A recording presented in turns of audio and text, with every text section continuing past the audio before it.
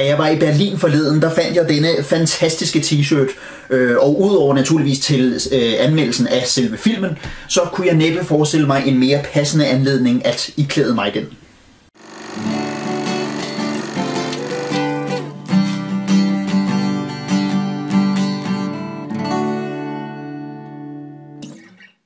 Hej folkens, og velkommen til Picture Python. Jeg er Svært Niels, og jeg så i går aftes teaser trailer nummer 2 til Star Wars The Force Awakens. Jeg snakkede i min anmeldelse nummer 42 om den første teaser trailer.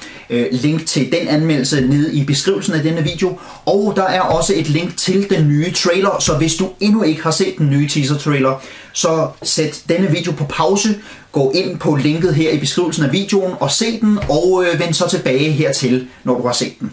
Efter den første teaser, hvor vi fik meget få billeder serveret, men lige præcis nok til at gøre os særdeles nysgerrige, samt et lækkert skud af Millennium Falcon, der blæser hen over Tatooine, og mens den bliver jagtet af 2 TIE Fighters, så var jeg super pumped, og jeg var mega spændt på, hvad den næste trailer ville bringe.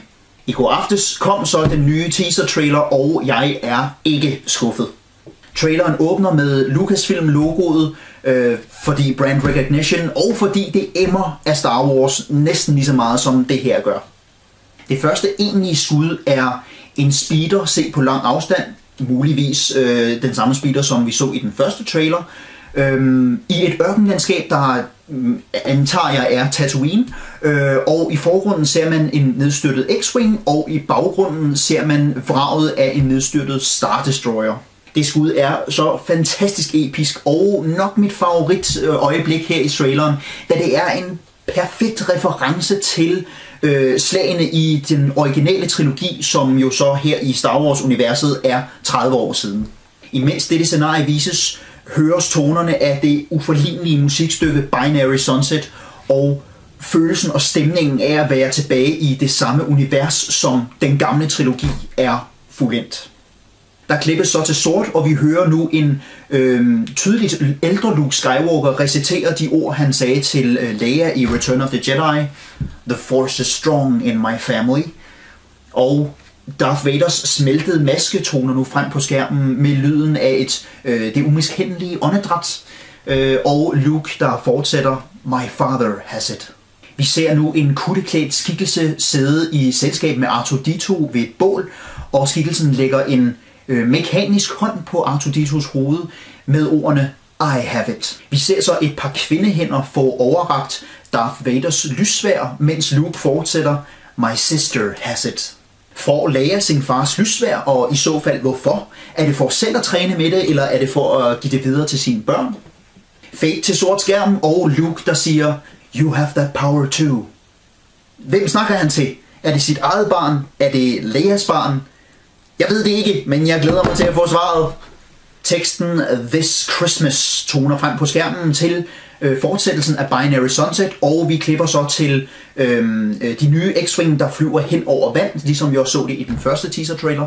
Og nu begynder billederne at komme hurtigere og mere sådan i glimt. Vi ser den nye Sith, som vi så ryggen af i den første trailer. Vi ser ham et par gange med sit karakteristiske lyssværd og ligesom Vader en fuld ansigtsmaske. Vi ser den unge kvinde og stormtrooperen fra første teaser, som hedder henholdsvis Rey og Finn og spilles af Daisy Ridley og John Boyega. Og jeg kan meget godt lide, at det ser ud som om, at Finn konstant er på spanden og sådan ude af sit element, og at Rey virker meget mere ovenpå og lader til at hjælpe Finn igennem problemerne. Hvis de to er vores nye helte, så er jeg ret optimistisk. Så håber jeg så bare, at der også er god kemi mellem skuespillerne.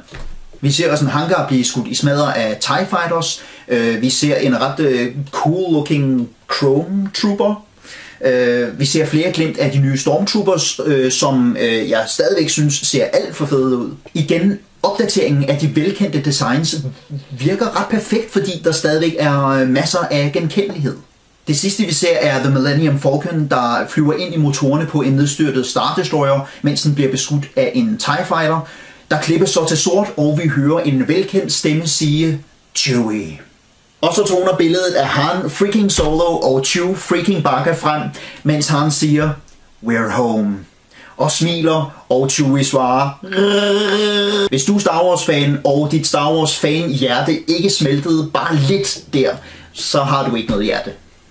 Jeg må dog indrømme, at jeg efter at have set traileren nogle gange tænkte, hvad snakker Han egentlig om her? Har Han overhovedet et sted, han kalder hjem? Han er jo smugler, der flyver rundt i galaksens afkrog. Har han sådan et fast holdested, som han kalder sit hjem? Det kunne være ret sjovt, hvis det viser sig at være The Mos Eisley Cantina, som han tænkte på som sit hjem. Men at stedet her efter 30 år efter er blevet renoveret og fornyet, sådan, så det nu er ungt og hipt, og det ikke er længere af store tæer, der står og spiller jazz, men at det er blevet en mangearmet bliksprutte DJ, der står og vinder plader. Sådan gør man åbenbart, når man er DJ. Anyways, der klippes så til titlen og til ordet December, og jeg er så absolut ikke mindre pumped, end jeg var efter første teaser. Jeg elsker, at der er både nye og genkendelige elementer.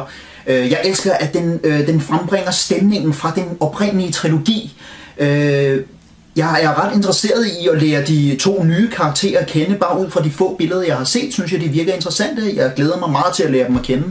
Jeg kan godt lide, at vi ikke har set alle de gamle skuespillere endnu, men får dem serveret sådan lidt efter lidt, og Lukes voiceover og så introduktionen af Han og Chewie her til sidst er helt perfekt. De har endda sørget for at frame skuddet, så det minder om det klassiske billede fra episode 4.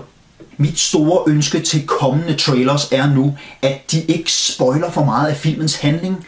Jeg så forleden den seneste trailer til Terminator Genisys, og det virkede som om, at den afslørede markante handlingspointer, plotpoints i filmen. Det er tilsyneladende en ny trend inden for trailers, at alle større elementer i en films handling bliver serveret i traileren, sådan så der ikke er nogen overraskelser, når du så ser den i biografen, og det er bare helt eventyrligt ærgerligt. Nogle af de bedste filmoplevelser, jeg nogensinde har haft, har været dem, hvor jeg har vidst meget, meget lidt om filmen på forhånd, og alt derfor kom som en overraskelse, når jeg så den. Jeg håber derfor inderligt, at de kommende Star Wars trailers ikke gør det her, fordi jeg vil bare gerne kunne lade mig selv rive med af eventyret, uden at vide på forhånd, hvad der kommer til at ske.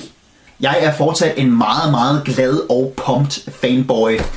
Alt ved den her nye teaser er smukt og lækkert og emmer af stemningen fra de gamle film, men bringer tilsyneladende også noget nyt og lader os til at have sin egen identitet, og det er lige præcis det, jeg håber på, at den nye film kommer til at have. Jeg er om muligt endnu mere hyped og optimistisk end efter den første teaser. Så hvad med jer derude? Hvad synes I om den her nye teaser-trailer? Er I stadigvæk hyped? Er I stadigvæk lige så pumped, som jeg er? Eller har I nogle problemer med den? Er der noget, I ikke bryder jer om? Er der nogle ting, som I håber kommer til at ske i filmen? Er der nogle ting, som I håber ikke kommer til at ske i filmen? Jeg vil meget gerne høre om, hvad I synes. I må meget gerne kommentere om det nede i kommentarfelterne. Tusind tak, fordi I så med. Og så håber jeg som altid, at I har lyst til at tage med en anden gang. Og jeg tror også lige, at jeg skal se traileren en gang til. Vi ses.